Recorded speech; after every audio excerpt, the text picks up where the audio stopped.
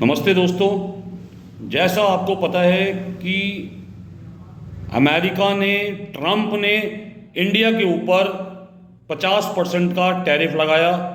पहले 25%, फिर 50%। और मैंने आपको बोला था कि आज नहीं तो कल ये टैरिफ इनको वापस करना पड़ेगा। आज वो समय आ गया है जब ट्रंप को वो टैरिफ वापस करना पड़ेगा।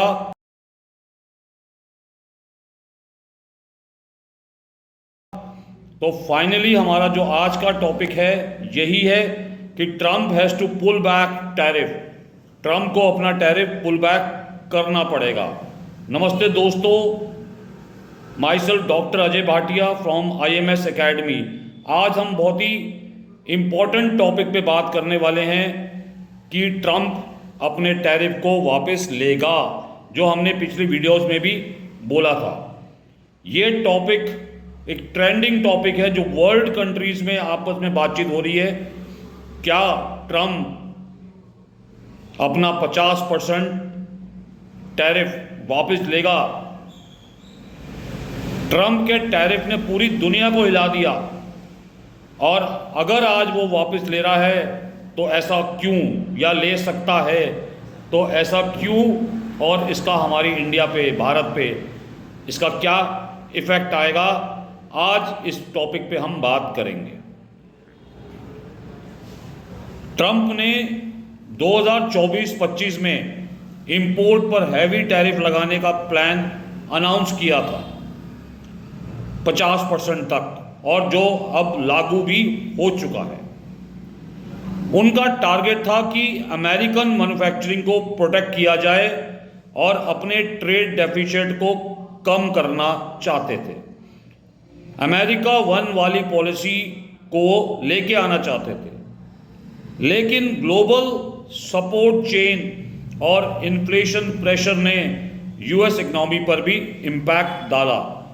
दोस्तों, आप सिंपल सी बात को समझिए कि 50% टैरिफ का मतलब क्या हुआ कि $100 की चीज़ अमेरिका में $150 की पड़ेगी।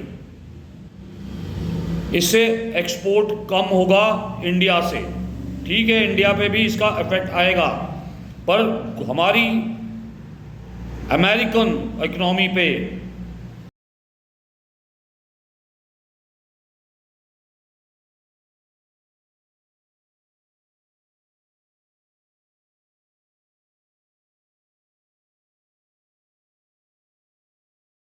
इन्फ्लेशन प्रेशर क्रिएट होगा। अब बात आती है क्यों ये ट्रंप को टैरिफ पुल बैक करना पड़ा। ट्रंप ये टैरिफ को पुल बैक क्यों करना चाहते हैं? क्या इंडिया से रिलेशनशिप कायम रखना चाहते हैं? क्या इंडिया के साथ ट्रेड बढ़ाना चाहते हैं? क्या चाइना को बढ़ता हुआ देख के इंडिया का सपोर्ट करना चाहते हैं? तो ये मैं आपसे बात करूंगा इसके बारे में। पर अगर आप दोस्तों देखिए कि इंडिया चाइना के नज़दीक होता जा रहा था, और कुछ एशियन कंट्रीज ने भी काउंटर टैरिफ या ऑल्टरनेटिव मार्केट क्रिएट कर दिया था। मतलब वो ऑल्टरनेटिव मार्केट की तरफ मूव कर रहे थे। तो अगर वो ऑल्टरनेटिव मार्केट की तरफ मूव करेंगे या कर जाएंगे तो अमेरिकन मार्केट पे इसका इम्पैक्ट आएगा ही आएगा। तो दोस्तों, WTO का प्रेशर भी और अदर्स ट्रेडिंग पार्टनर का भी प्रेशर, डिप्लोमेटिक प्रेशर अमेरिका के ऊपर पड़ रहा था। और डॉलर अगर स्ट्रांग होता तो US एक्सपोर्ट और वीक हो जाएगा। US इलेक्शंस और पब्लिक प्रेशर, ये सारी चीज़ें अमेरिका के प्रेसिडेंट ट्रंप को भारी पड़ने वाली थी। दूसरा, इंडिया जो है उनके सामने नहीं झुकने वाली स्ट्रैटेजी, जिससे वर्ल्ड की कई कंट्रीज जो थी वो इंडिया के फेवर में आ गई। जो ट्रंप चाहता था कि इंडिया घुटने पे आए, ट्रंप को घुटने पे ला दिया। अब आप बोलोगे कि इतनी बड़ी कंट्री, इतनी बड़ी इकोनॉमी घुटनों पे कैसे आ गई?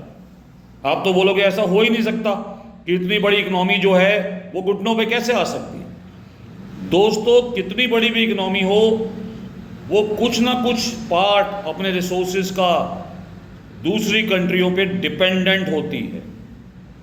अपने गुड्स को दूसरी कंट्री में सेल करना भी एक प्रायर इंपॉर्टेंस है।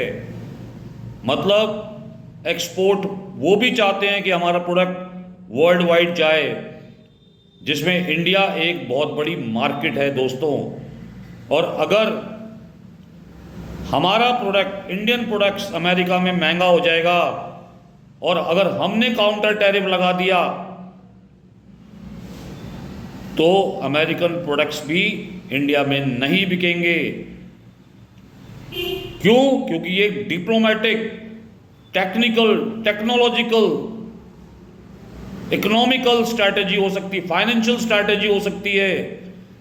तो दोस्तों, ट्रंप डिप्लोमेटिक प्रेशर में भी आया, ट्रंप पॉलिटिकल प्रेशर में भी आया, ट्रंप चाइना के भी प्रेशर से आया, ट्रंप अपने सिटीजन्स के भी प्रेशर से आया। तो ट्रंप जिस हिसाब से बात कर रहे हैं, तो ऐसा लग रहा है कि ट्रंप अब डिप्लोमेटिकली कमजोर हो रहे हैं। मैं ये नहीं कह रहा कि अमेरिका कमजोर हो रहा है, मैं ये कह रहा हूं कि डिप्लोमेसी अमेरिका की कमजोर हो रही है। इंडिया का जो सॉफ्ट पावर है और नेगोशिएशन क्रेडिबिलिटी है, बहुत स्ट्रांग हो गई है दोस्तों। इंडिया अब वो इंडिया नहीं है। इंडिया अब नेगोशिएट करना जानता है, इंडिया बिजनेस करना जानता है, इंडिया ट्रेड करना चाहता है, कर सकता है, इंडिया अपनी शर्तों पे बिजनेस करना सकता है। तो इंडिया में ट्रेड डाइवर्सिफिकेशन और ऑल्टरनेटिव अलायंस पर फोकस किया गया। हम लोग ब्रिक्स, एससीओ, मिडल ईस्ट के सामने के साथ डील करने लगे। हमने अपने make in product plus production link incentives पे एक्सपोर्ट को पुश करने की कोशिश करेंगे। इंडियन रुपी में ट्रेड सेटलमेंट ने डिपेंडेंसी कम कर दी। रशिया और इंडिया रूबल्स में ट्रेड, चाइना, इंडिया उनकी अपनी अपनी करेंसी में ट्रेड, जिससे डॉलर का इंपैक्ट भी कम होगा। अब इस पुल बैक पर इंडिया का पॉजिटिव इंपैक्ट भी आया, मतलब इंडिया इसको पॉजिटिव मान रहा है। इंडियन एक्सपोर्टर की कॉस्ट कम होगी और मार्केट एक्सेस काफ़ी इंप्रूवमेंट करेगा अगर ट्रंप ने ये टैरिफ कम कर दिया। हमारी फार्मा, हमारी आईटी सर्विसेज, स्टील सर्विसेज जैसे सेक्टर को तुरंत रिलीफ मिलेगा। इंडिया की इक्विटी मार्केट, शेयर मार्केट और रुपी सेंटीमेंट पॉजिटिव इंपैक्ट क्रिएट करेगा दोस्तों। इंडिया का सॉफ्ट पावर और नेगोशिएशन क्रेडिबिलिटी और स्ट्रांग होती जा रही है। इंडिया अपनी शर्तों में काम करवाना चाहता है और जानता भी है कि कैसे करे जाएगा। अगर हम फ्यूचर की बात करें, यूएस इंडिया पे का क्या फ्यूचर ट्रेड है दोस्तों, ये तो क्लियर है कि अमेरिका पे अब उतना विश्वास नहीं किया जा सकता, पर अमेरिका को छोड़ा भी नहीं जा सकता। तो इंडिया क्या करेगा? यूएस अब इंडिया के साथ नए ट्रेड डील्स और जॉइंट इनिशिएटिव्स लॉन्च कर सकता है, जैसे digital trade, clean energy, defence sector पे, एआई सेक्टर में हमारी पार्टनरशिप बढ़ने की पॉसिबिलिटी हो सकती है। लेकिन प्रोटेक्शन का थ्रेट अब भी रहेगा, क्योंकि इलेक्शन या पॉलिसी चेंज का टाइम जब आएगा तब अमेरिका हो सकता है फिर हम पे टैरिफ लगा दे। इसीलिए हम उन पे विश्वास नहीं कर सकते। तो दोस्तों, आपने देखा कि ट्रंप का टैरिफ बैक अगर लेता है तो बड़ा इकोनॉमिक इवेंट होगा, जिसमें इंडिया ही नहीं ग्लोबल ट्रेड पर इसका इफेक्ट क्रिएट होगा।